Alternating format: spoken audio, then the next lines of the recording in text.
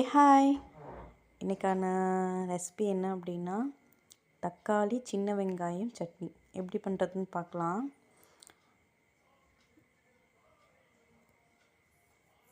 இதுக்கு வந்து நல்ல பழமாக இருக்க தக்காளி, அதோட வெள்ளை பூண்டு, நிறைய சின்ன வெங்காயம் வேணும், அப்புறம் துளியோண்டு புளி. டேஸ்ட்டு சூப்பராக இருக்குங்க. ட்ரஸ்ட் மீ, ரொம்ப நல்லாயிருக்கும். ஒரு தடவை ட்ரை பண்ணி பாருங்கள். நீங்கள் நார்மலாக சாப்பிட்றதோட எக்ஸ்ட்ராவாக சாப்பிடுவீங்க.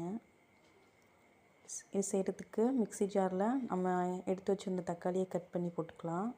சின்ன வெங்காயம், வெள்ளைப்பூண்டு, துளியுண்டு புளி எல்லாத்தையும் சேர்த்து நல்லா மையாக அரைச்சி எடுத்துக்கலாம். நான் சின்ன மிக்ஸின்றனால 2 பேட்ச் எடுத்துக்கிட்டேன்.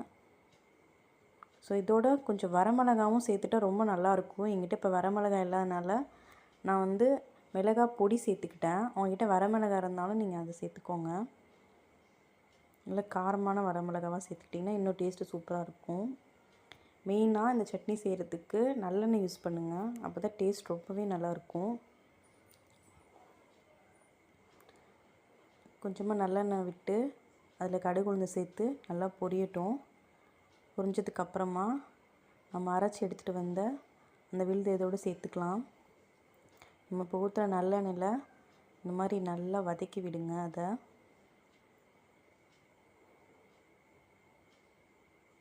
சட்னி செய்யும்போது கொஞ்சம் கவனமாக தான் செய்யணும், ஏன்னா பயங்கரமாக தெறிக்கும். அது முடிஞ்ச வரைக்கும் லோ ஃப்ளேமில் வச்சு செய்யுங்க.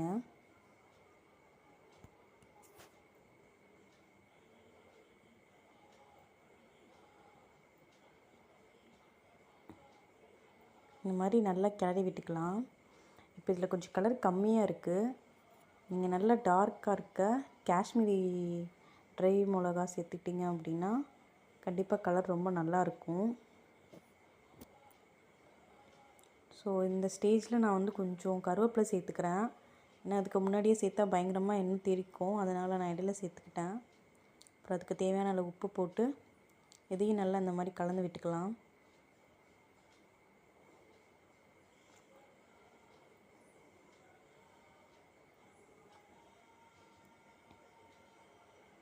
எங்கள் வீட்டில் இந்த சட்னி செஞ்சால் மட்டும் மிஞ்சவே மிஞ்சாதுங்க.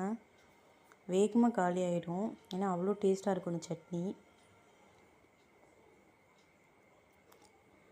கொஞ்சம் மிளகாய் பொடி சேர்த்துக்கிறேன். எப்போவும் நான் சொல்கிறேன், என்கிட்ட ட்ரை சில்லி இல்லாத காரணத்தினால நான் மிளகாய் பவுடர் சேர்த்துக்கிறேன். உங்கள்கிட்ட வரமிளகாய் இருந்தால் தாராளமாக சேர்த்துக்கலாம், அது இன்னும் டேஸ்ட் நல்லாயிருக்கும்.